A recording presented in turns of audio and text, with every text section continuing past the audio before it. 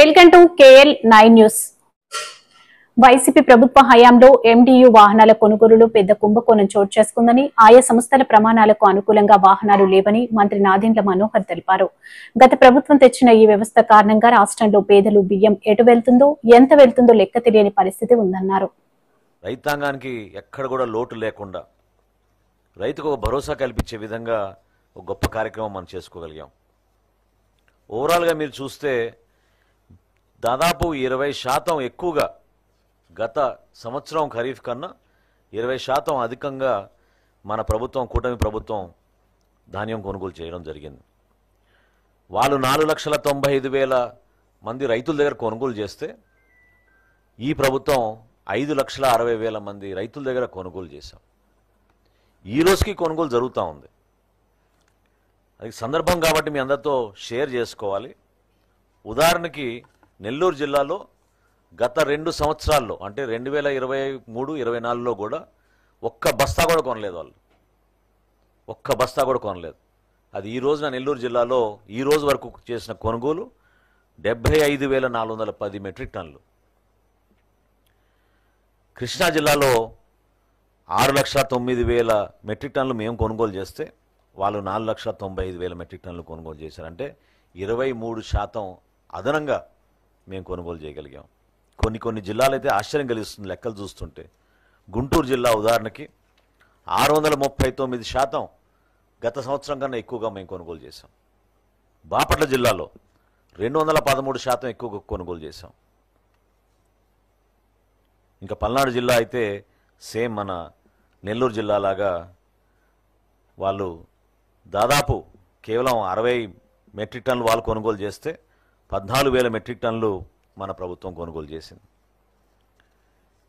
వీటితో పాటు నేను ఇందాక అన్నట్టు ఒక కొత్త ఆలోచన, రైతుకు భరోసా కల్పించే విధంగా చాలామంది రైతులకి 5-6 గంటల్లోనే నగదు వాళ్ళ ఖాతాలో జమ అయిపోయినాయి.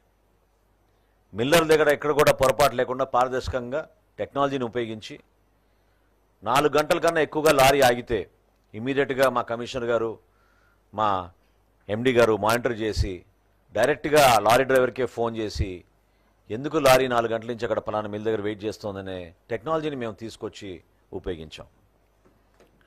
వర్షాలు వస్తున్నాయనే భయంతో, ఆందోళనతో రైతులు చాలామంది ఇబ్బంది పడినా కూడా మా సిబ్బంది క్షేత్రస్థాయిలో నిలబడి ప్రతి రైతు సహాయ కేంద్రంలో కూడా ధాన్యం కొనుగోలు విషయంలో అద్భుతంగా పనిచేసి ఈ కార్యక్రమాన్ని సక్సెస్ఫుల్ చేసినందుకు సిబ్బంది అందరికీ కూడా మనస్ఫూర్తిగా నేను ధన్యవాదాలు తెలుపుతున్నాను. ఈ రోజు నుంచి రబీ ప్రారంభమైంది. రబీలో కూడా అదే ఆలోచనతో ఎక్కడ పొరపాటు లేకుండా రైతుకు ఒక భరోసా కల్పించే విధంగా ధాన్యం కొనుగోలు విషయంలో పొరపాటు అనే మాట ప్రభుత్వానికి ఎట్టి పరిస్థితుల్లో రాకుండా ఉండడానికి కోసం మేము చర్యలు తీసుకున్నాం. ఈసారి కేంద్ర ప్రభుత్వం FCI నుంచి మాకు వచ్చిన అంచనాల మేరకు 13,50,000 మెట్రిక్ టన్నులు ధాన్యం రబీలో పండిస్తారనే అంచనాలకి మేము రాష్ట్ర ప్రభుత్వం నుంచి దాదాపు 10 లక్షల మెట్రిక్ టన్నులు కొనుగోలు చేయడానికి సిద్ధమయ్యాం. ఇది వివిధ జిల్లాల వారీగా మేము కేటాయించుకున్నాం. అవసరాన్ని బట్టి తప్పకుండా ఆ జిల్లాల్లో కూడా ఎక్కడ పొరపాటు లేకుండా ప్రతి రైతు దగ్గర కనీస మద్దతు ధరకు కొనుగోలు చేసేటట్టు తప్పకుండా ఈ రబీ మాసంలో కూడా సిద్ధమయ్యాం. దానికి సుమారు 2,900 రైతు సహాయ కేంద్రాలు ఓపెన్ చేశాం.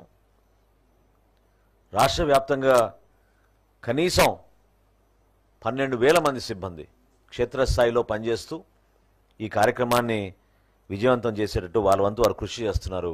సో రబీలో కూడా ఎక్కడ పొరపాటు జరగకుండా ధాన్యం కొనుగోలులో అద్భుతమైన కార్యక్రమం రాష్ట్ర ప్రభుత్వం నుంచి ప్రజలకి మేము అందిస్తున్నాం. రైతాంగానికి ఒక భరోసా కల్పిస్తున్నాం. రెండో ముఖ్యమైన అంశం దీపం 2 పథకం.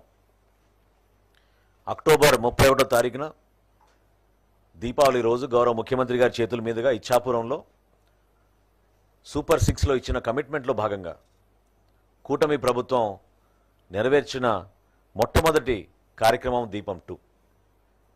ఆ రోజున వివిధ అంచనాలు ఉన్నా కూడా ఎక్కడ లోటు లేకుండా కేవలం 3 కండిషన్స్ ఏర్పాటు చేసాం. ఆ రోజున ఎవరైతే అర్హత ఉందో ఆ లబ్ధిదారులకి ఒక గ్యాస్ కనెక్షన్ ఉండాలి, రెండోది వాళ్ళకు ఒక రేషన్ కార్డు ఉండాలి, మూడోది వాళ్ళకు ఒక ఆధార్ కార్డు ఉండాలి.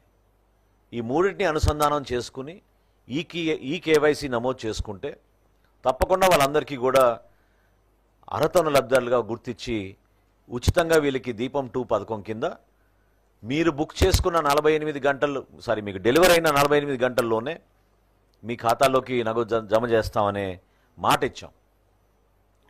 అది ఊహించని విధంగా స్పందన వచ్చింది. నిన్న కార్యక్రమం మొదటి విడత ముగిసే వరకు 99,03,000 మంది ఈ కార్యక్రమాన్ని ఉపయోగించుకున్నారు రాష్ట్ర వ్యాప్తంగా. చాలా గర్వపడాల్సిన అంశం. ఎందుకంటే ఏ కార్యక్రమంలో కూడా ఈ స్థాయిలో లబ్ధిదారులకి ప్రభుత్వం నుంచి అందించిన ఈ లబ్ధి చాలా గొప్పగా జరిగిన కార్యక్రమాన్ని మన అందరం కూడా ఖచ్చితంగా భావించవచ్చు.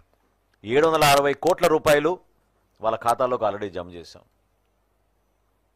రెండో విడత ఈ రోజు నుంచి ప్రారంభించాం. గతంలో మాకు అర్థమైన కొన్ని అంశాల గురించి చాలా లోతుగా అధ్యయనం చేసి మా కమిషనర్ సౌరభ్ గౌర్ గారు ఈసారి నుంచి ఎట్టి పరిస్థితుల్లో కూడా మనం ఈ కేవైసీ అమల్లో కానీ